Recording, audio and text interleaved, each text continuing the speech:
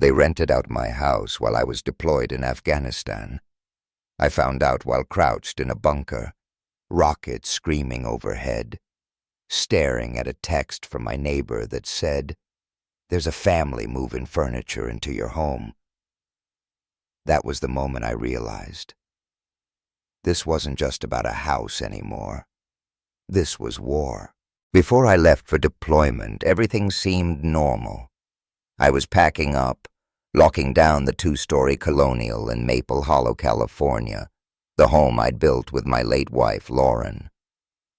Her art studio still sat untouched, paintbrushes in jars, her last canvas unfinished. That house wasn't just walls and windows. It was her. The last place she laughed. The last place she lived. Frank Doyle, my neighbor and a grumpy old Vietnam vet, had promised to keep an eye on things. "Ain't nothing getting past me, kid," he said, hand on my shoulder. And I believed him. The man once fought off a bobcat with a rake. Then came Clarissa Monroe. Imagine a 48-year-old woman with a platinum bob, heels too high for suburban streets, and a folder marked HOA Enforcement 2024 like it was the Constitution. She marched up my porch like she owned the place. "Mr. Bennett," she smiled, with teeth too white to be trusted, "I heard you're abandoning your property." "I'm being deployed," I said. "It's not exactly a vacation." "Well," she sniffed.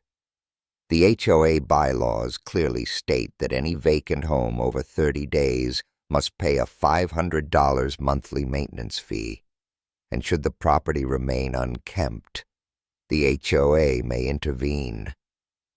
She said it like she was doing me a favor. I showed her my orders, even offered to have my sister, who was finishing law school, send over the Legal Protection Acts. Clarissa laughed, like full-on cackled. "Federal law. This is Maple Hollow, Mr. Bennett. This is my neighborhood." I boarded that plane with a sick feeling in my stomach. The last thing I saw before my phone died was a text from her.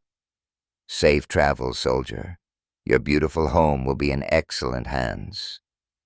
Attached was a selfie, her, standing in my driveway holding a measuring tape. Fast forward 3 months. I'm choking down an MRE in a dusty tent outside Kandahar when my phone blows up. It's Frank, looking flushed and panicked. "Kyle," he said, "there's a damn U-Haul in your driveway. Whole family's moving in. 3 kids, 2 pit bulls. Clarissa's out front directing traffic like she's running a parade." I nearly crushed my phone. I called her. She answered like we were old friends. "Oh, hey, Kyle. How's the desert? Hot, huh? What the hell are you doing with my house?" "Oh, calm down," she said, voice turning sharp. "The HOA took necessary steps. You abandoned your home for over 90 days, failed to pay fees, and per Regulation 17B, we appointed a rental manager." "You what?"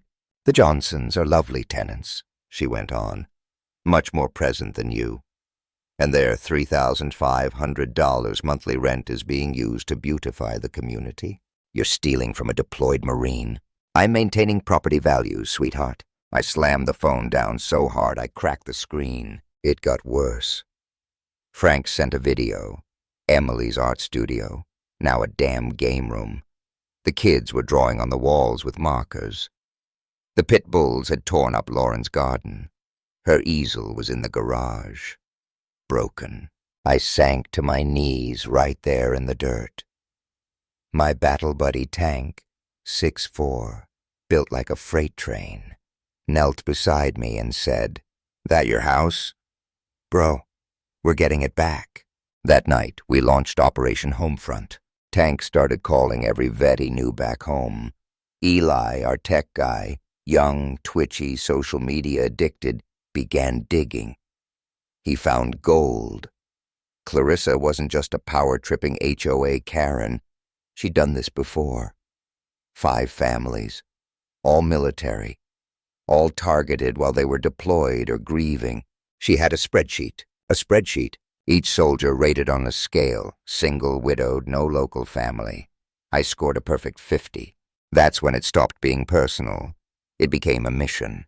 Our first move, a 3 a.m. peaceful liberation.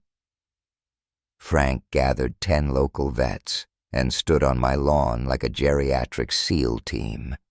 Through FaceTime, Tank coordinated like it was Fallujah all over again. Frank knocked. A groggy man in Mickey Mouse boxers opened the door. "Sir," Frank said, "you're illegally occupying this property. The woman who leased it had no legal right.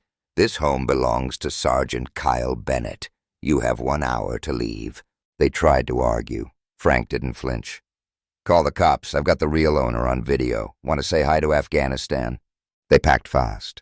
Meanwhile, Eli live-streamed the whole thing with the title, "HOA Karen rents out deployed Marine's house, caught in 4K. The internet lit up. Over 100,000 people tuned in within an hour. Comments flooded in. "Justice for Kyle! Protect our troops! Karen's going down!" Clarissa panicked. Posted on Facebook in all caps. "Domestic terrorists have invaded my neighborhood."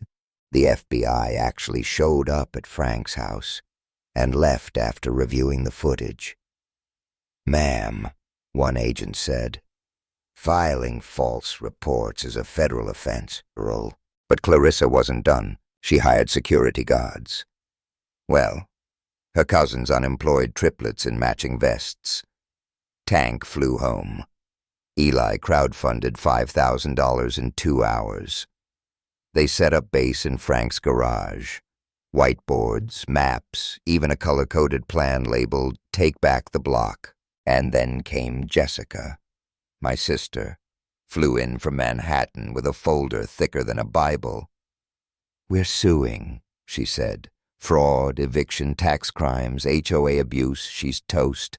But Clarissa made one fatal mistake. She went live on social media, mascara running, wine glass in hand, yelling about how ungrateful soldiers let their homes rot, how she saved this community. Behind her, boxes of cash, a vision board labeled Rental Empire, and a spreadsheet with names, addresses, even photos of targeted homes. She admitted everything on camera. Jessica called me screaming. "Kyle, she just confessed to 10 crimes with a wine filter on her face." Next morning, we got the demolition notice. Clarissa filed emergency orders to raze my house. Claimed it was a hazard, demolition scheduled for 8 a.m. Tank snapped. "Call every vet within 50 miles, we're forming a wall." And they came. Veterans, neighbors, even a guy in a decommissioned tank. Don't ask how. Hundreds surrounded my house that night, linking arms. Eli fired up the stream. "Emergency defense. HOA tries to bulldoze Marine's home." Jessica called the city. The permit was fake, forged. At dawn, I landed in LA. Emergency leave approved. As I rode in, I saw it. Clarissa on my porch in an orange jumpsuit, flanked by marshals holding my keys with shaking hands. I walked up, took the keys, looked her dead in the eye, and said, "Thanks for keeping it warm." She couldn't meet my gaze. The crowd erupted. Eli streamed with the caption, "Justice served colder than MRE stew." Later in court, Clarissa tried to defend herself with a PowerPoint. Comic Sans font, 97 slides titled things like, "Why Soldiers Don't Deserve Exceptions." The judge stopped her at slide 12 and asked, "Are you serious?" Jessica destroyed her. Exhibit A, Google search. Is it illegal to steal from military? Exhibit B, spreadsheet labeling me high value. Exhibit C through Z, wire fraud, tax fraud, forgery, theft. When the judge read the verdict, guilty on all counts, 2 years in federal prison, banned from all HOA positions for life, Clarissa collapsed into her chair, wig half off, lipstick smeared. The court artist's sketch went viral, and as she was led away, she looked at me and whispered, "This isn't fair." The judge didn't even blink. Neither is stealing from soldiers, Ms. Monroe. So, what would you do if you were me?